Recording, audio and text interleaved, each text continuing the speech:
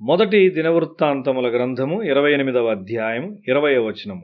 మరియు దావీదు తన కుమారుడైన సొలొమోనుతో చెప్పిందేమనగా, నీవు బలము పొంది ధైర్యము తెచ్చుకొని ఈ పనికి పూనుకొనుము, భయపడకుండుము, వెరవకుండుము.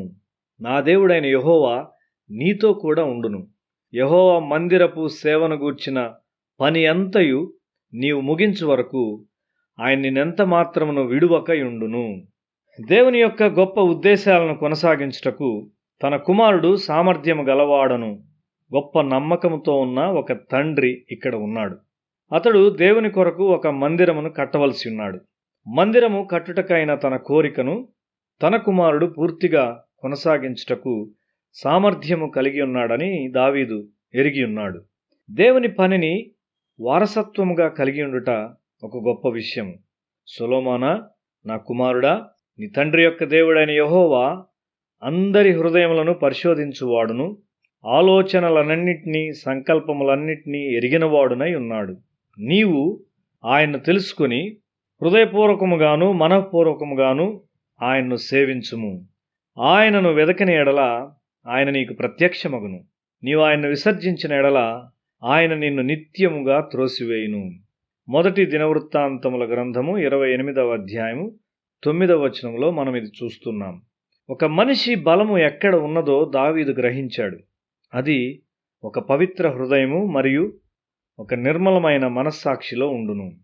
తన హృదయం యొక్క స్థితి మీద తన బలము లేక బలహీనత ఆధారపడి ఉండునని దావీదు తన కుమారుని హెచ్చరిస్తున్నాడు. మనిషి యొక్క తలంపులు పవిత్రపరచబడినట్లయితే అతని ఊహలు, కోరికలు దేవుడు ఆశించిన విధంగా ఉండును.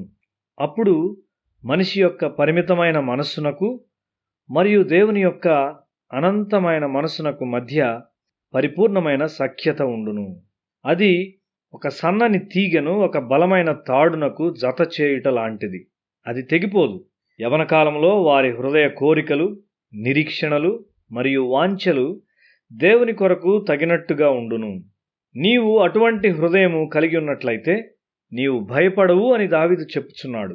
తన ఉపదేశములను ఆచరణలో పెట్టుటకు దేవుడు సొలొమోనుకు జ్ఞానము గల మనుషులనిచ్చాడు.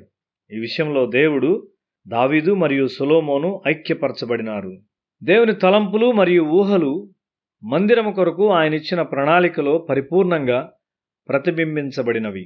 ఆ తలంపులు బంగారము, చెక్క మరియు రాయిలోనికి వెళ్ళినవి. మందిరములో ఎవరు ప్రవేశించినా వారు ఆరాధనకైన ఆత్మను పొందుకొను విధముగా అది ఉన్నది. దేవుడు తన మనసులో తన కుమారుడైన యేసును ఒక పరిపూర్ణమైన వ్యక్తిగా కలిగి ఉన్నాడు. ఈయన నా ప్రియ కుమారుడు, ఈయనందు నేను సంపూర్ణంగా ఆనందించున్నాను అని ఆయన చెప్పాడు. మనము కూడా ఆ విధమైన అభినందనను పొందుకుందుముగాక. ఫలానా వారి శరీరము మరియు మనస్సుల ద్వారా నా తలంపులు క్రియ చేయుచున్నవి అని దేవుడు చెప్పగలగాలి. దావీదు తన కుమారునిలో తనకున్న నమ్మకముతో ఆనందించాడు. తన కుమారుడు భూమి మీద తన గొప్ప ప్రణాళికను క్రియ చేయుచు సాధించిన దానితో దేవుడు ఆనందించాడు. యేసును గురించి నీవు ధ్యానించినప్పుడు ఆయన నీ అవగాహనలో హెచ్చైన రీతిలో ఇమిడిపోవును. ఆయన గుర్చిన జ్ఞానములో నీవు ఎదుగుచున్న కొలది ఆయన ప్రమాణముల కంటే నీవు తక్కువ స్థాయిలో ఉన్నట్లుగా కనిపిస్తావు.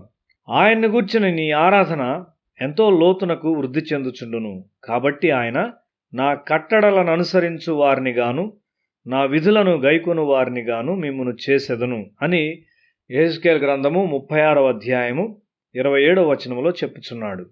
మనము ఆయన ఆత్మను మనలో కలిగి ఉండవలసి ఉన్నాము. అప్పుడు నీ హృదయము ఆయన్ను ఆరాధించును. ఆ ఆరాధనకు అంతము ఉండదు. మీరు దేవుని గృహమై ఉన్నారు.